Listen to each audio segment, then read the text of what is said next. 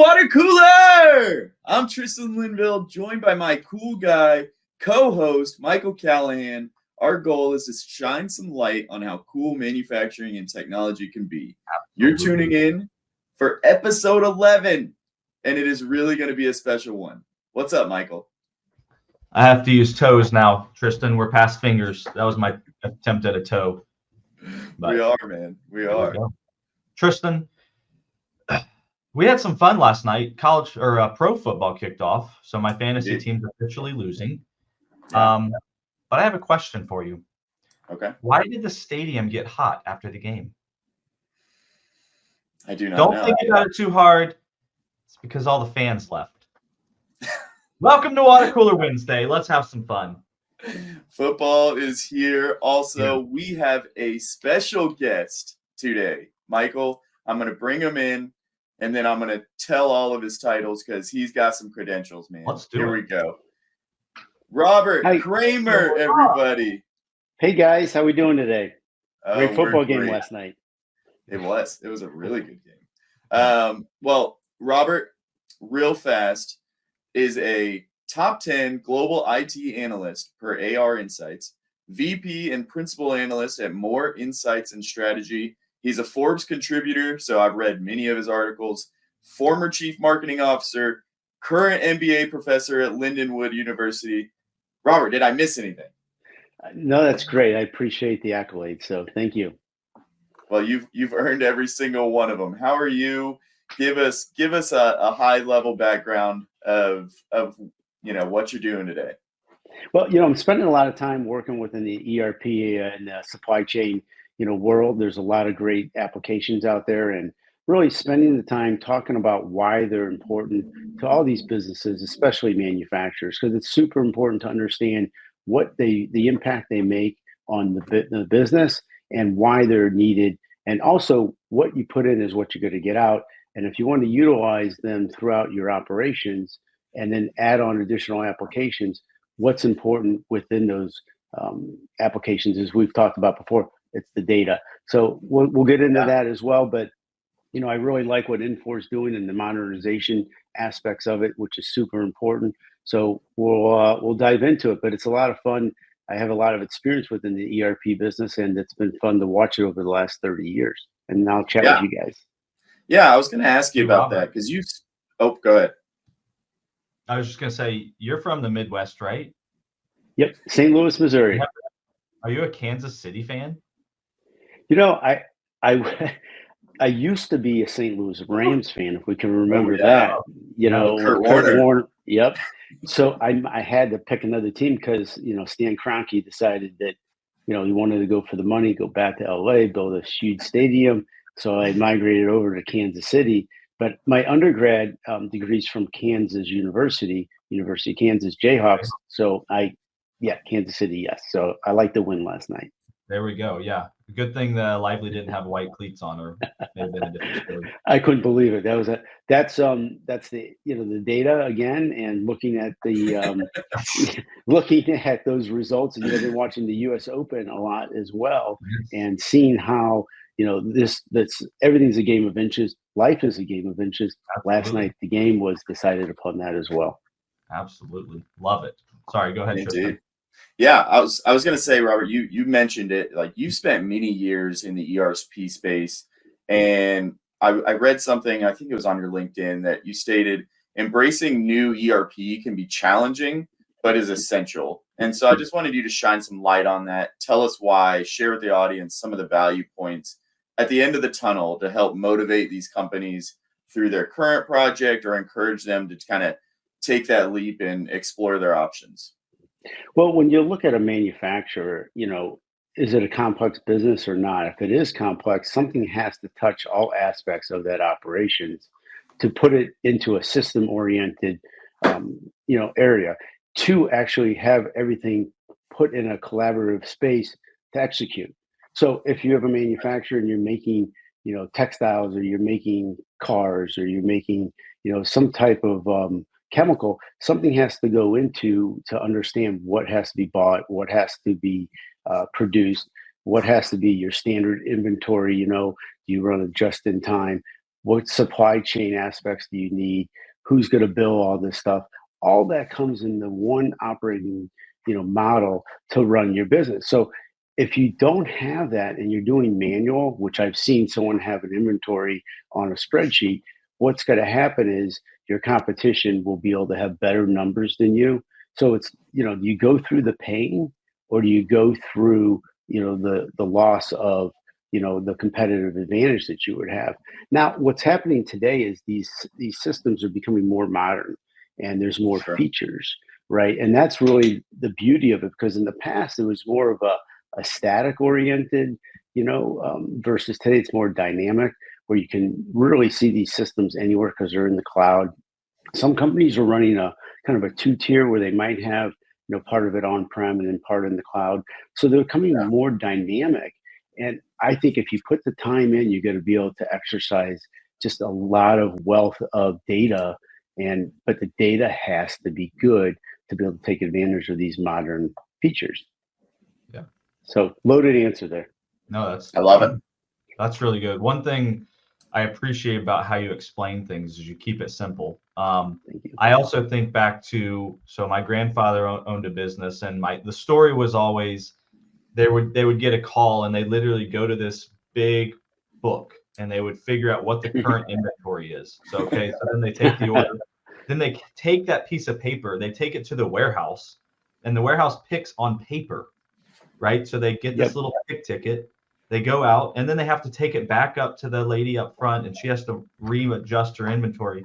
And I just think, again, that was a long time ago, but man, how far we've even come to the next step, which is like that green screen to now modern ERP, where it's faster, it's more efficient, and now we're doing a lot more. So it's ridiculous how it was. And it was simple back then, but it wasn't simple because those companies weren't successful.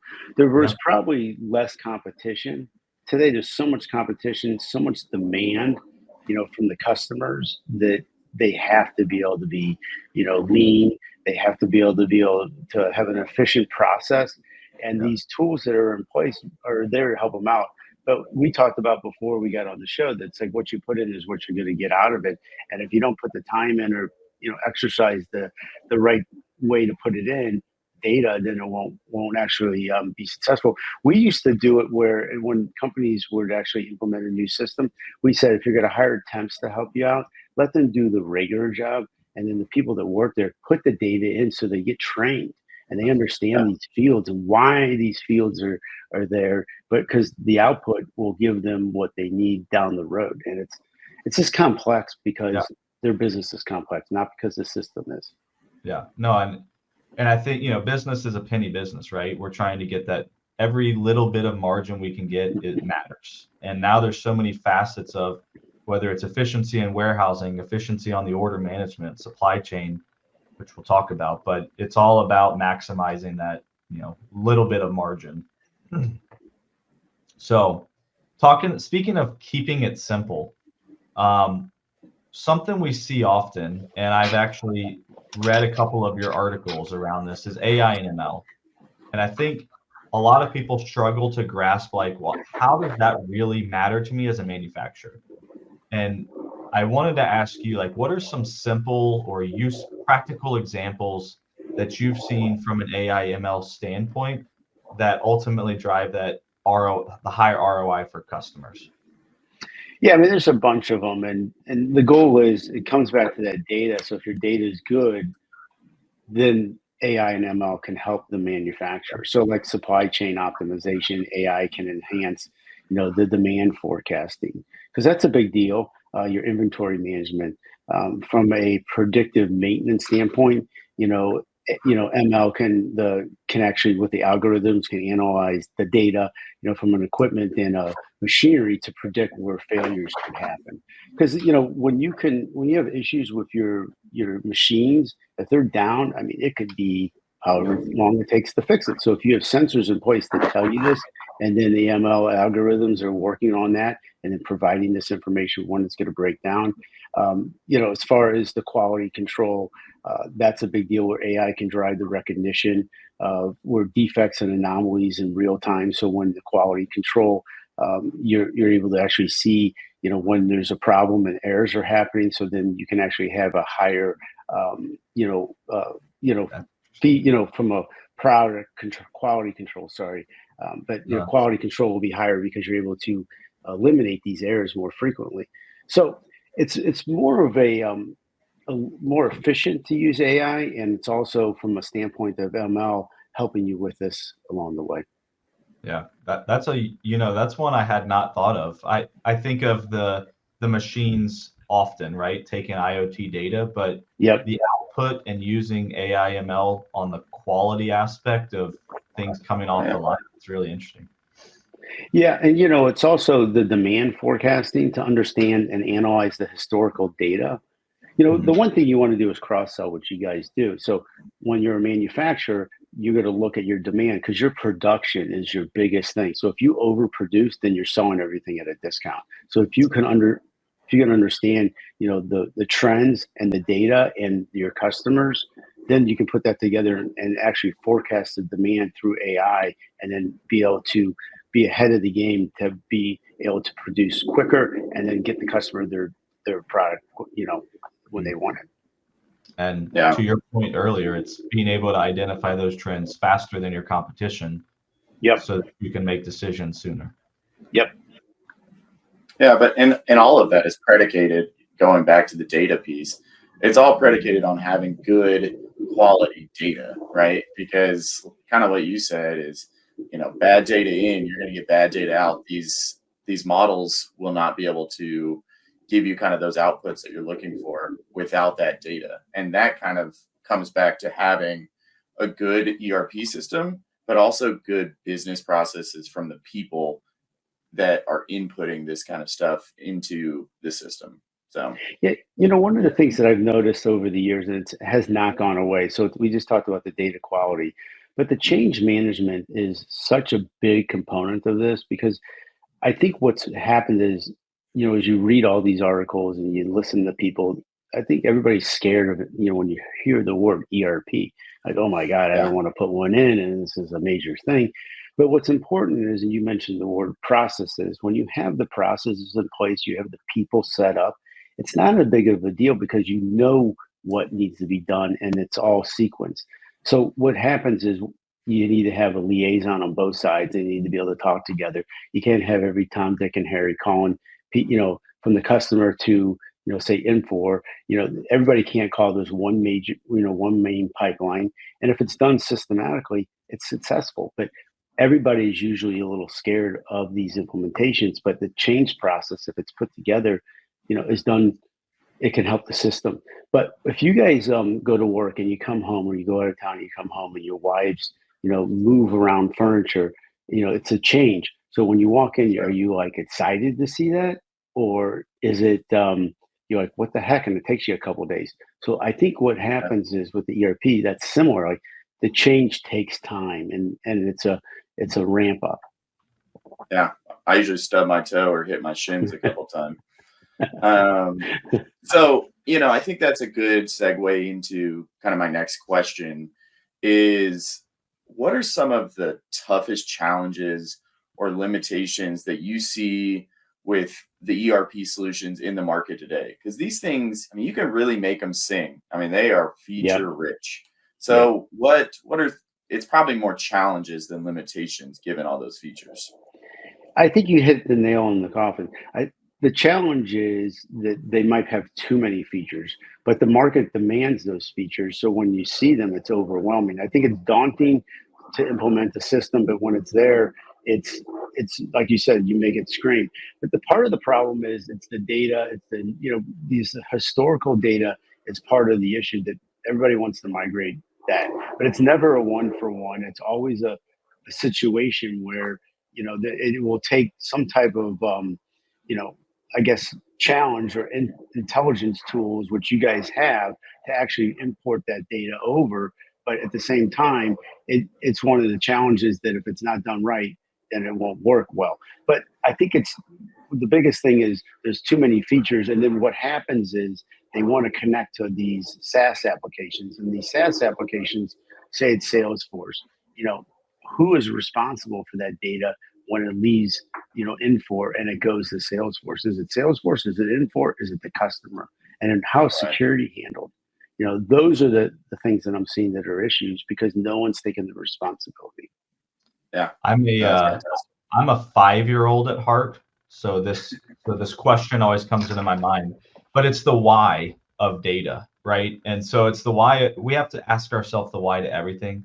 But I think as people go implement ERPs, they need to understand the why it matters. Because if we look at only that point in time, the why doesn't make sense. And so people are going to make bad decisions on that first most important piece of that data setup.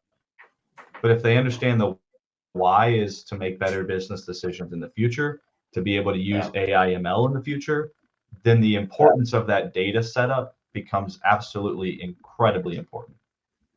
Yeah, that's a good point. I do think that you have to show them the light at the end of the tunnel and what the bells and whistles are. I think also transparency is a big deal. So everybody who's a user, everybody who's helping with the system, it has to be a team effort. This isn't like a dictation that has to be told that, hey, we're going to do this and just do it.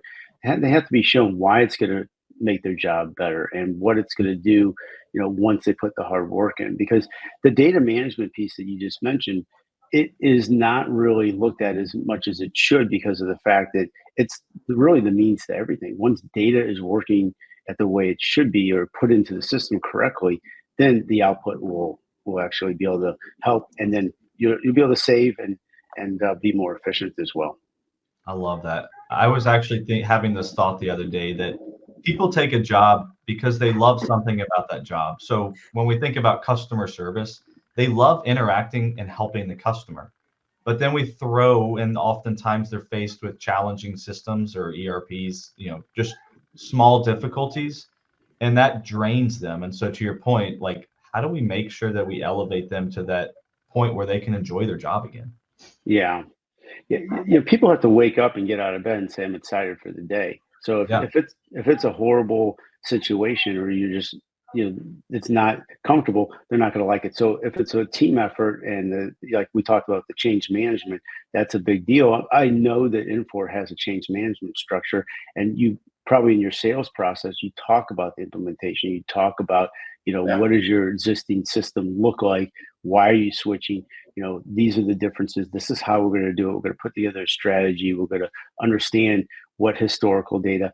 Now, I will tell you, I think if you can eliminate as much historical data to put into a new system, it's a lot better. But most companies don't do that because they've been in business for a while. But can you imagine how much cleaner it's going to be? And so much easier. So we used to do that. Like, here's the pros and cons, and it's got to work. It's complicated, but you guys know what you do, and when you go through those implementation, suggestions, that's one of the things, and everybody's so stuck on it. But things don't necessarily fall apart because of the vendor. They fall apart mostly because of the customer and the technical expertise that they don't have, or transparency between the two parties. So it's not always on the vendor. Yeah.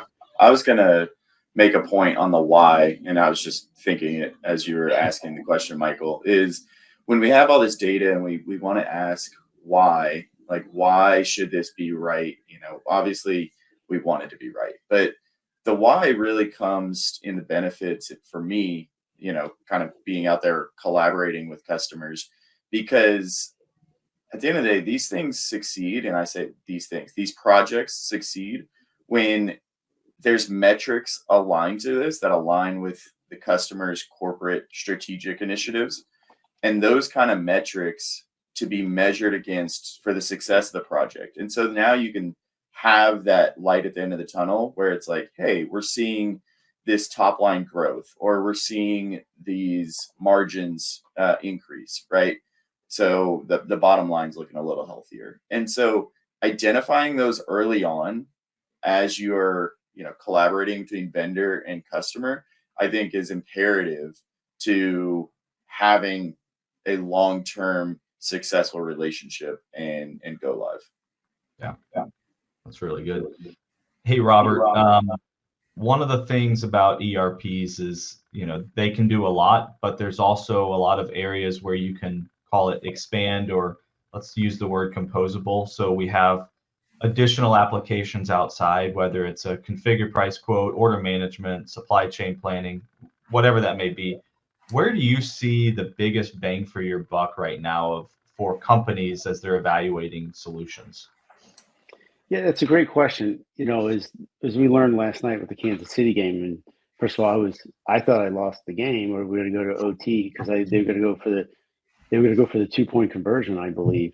But it's a game of inches with life, and we learned that last night. So I think when you look at the margins that these manufacturers have, it is a game of inches, and they're not necessarily able to make more money every year, but they're able to cut their costs somehow, and that's done through a few different ways. And the supply chain is a big deal, So if they're running an efficient supply chain, then they can be able to forecast. They can be able to handle disruptions.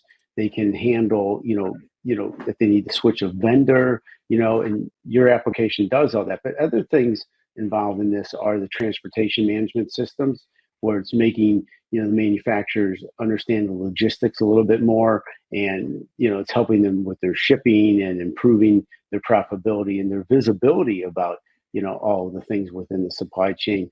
But also the warehouse management is another component as well. So it's all within the same type of operation, but that area I think is not gotten a lot of eyes on it as much as it should, because that's where you can actually save money if you're utilizing tools like that. Man, that's really good. I used to always think, so I managed a supply chain, and I used to always think, we can improve our margin in 2 ways. Either one, the sales team needs to get out there and sell a lot more, right, Tristan? Yep, that's right.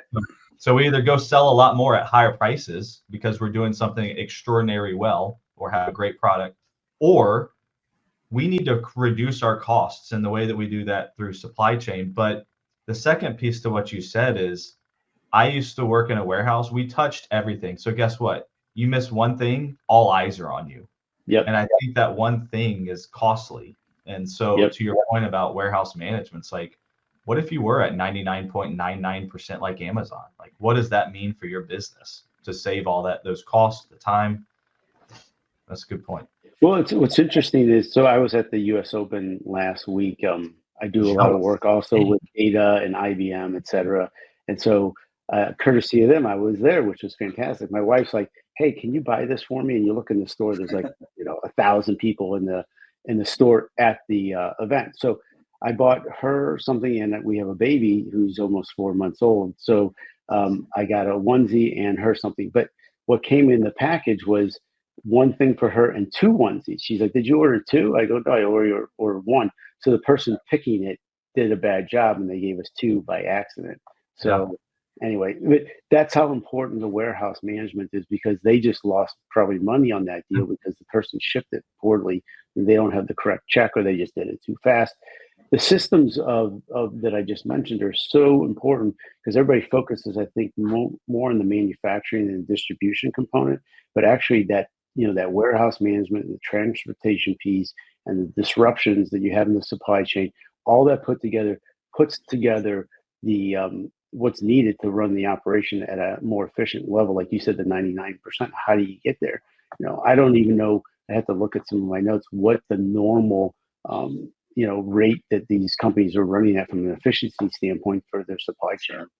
Yeah, there's also another piece of that. First off, next time I will happily take your wife's spot for the US Open.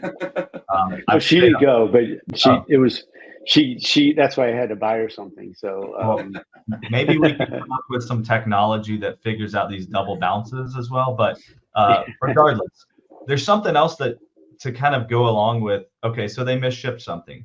There's also the second piece of technology where when you go and say, hey, thank you, but I don't need this extra onesie, there needs to be a system that says, does it make sense to let him send it back? Because I've often done this, again, we've talked about Amazon. You go, hey, I'm going to return this, and they say, don't worry about it.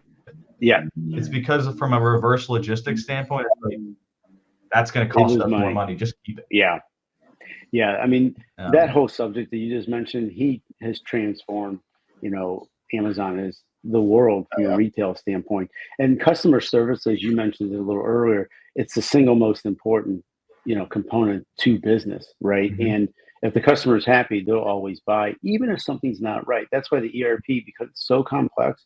But if you kill them with kindness and you make sure that they understand when the hard day, they're still going to be good because they understand why it's not working. And many times it's frustrating for the customer because of the fact they're implementing something and they're frustrated because the output's not working right. But if it's said to them in a simple way, hey, your data's not right, you didn't set up this file, da da da da da, da, then it's easier. But this data from the ERP streamlines to all aspects of business past, the manufacturing to all these SaaS applications. So it's really the anchor of a business. Yeah, I love it. I love it. Well, Robert, the last big question we have for you today is your life, your travels for your work and your job have taken you many places. I mean, we've just talked about a few of them, today. What is your favorite place on earth that you have traveled to? Wow, that's a great question. So I've probably been to about 30 different countries. I have two that are probably my favorite. So I used to live in London, and I think it's such a extraordinary town, not just because it's a different culture or it's a different country, but because all walks of life are in London, all types of food, and the environment is really a special place due to that. But the other one is Turkey. If either one of you guys have ever been there, it's a really interesting place. Then to Istanbul and Cappadocia, and it's just unique. It's different than when you're in the place that's that. It kind of gives you the chance to kind of conquer it, kind of like an ERP system. So you want to learn as much as you can, and it's a lot of fun.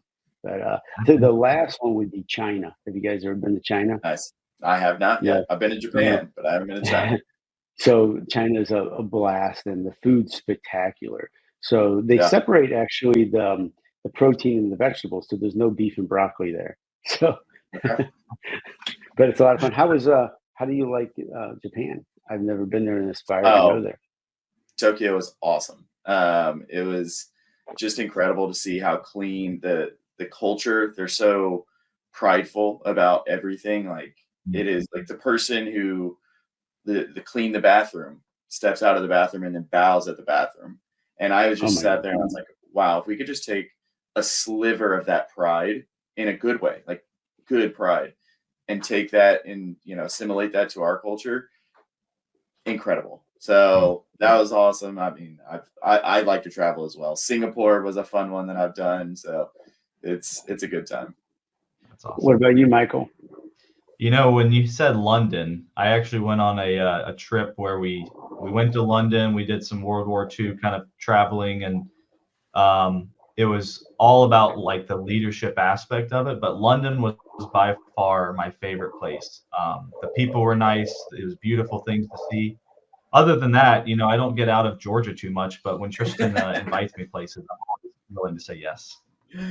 Yeah, I love it, man. I love it. Well, hey, Michael and I will be in Chicago next week for IMTS and International Manufacturing and Technology Show. So this is my small plug for anybody to come out and see us. We'll be there having a great time. And Robert, thanks for coming on today. It was highly insightful. As always, drink your H2O. Hope you enjoyed the show. We'll see you guys next week.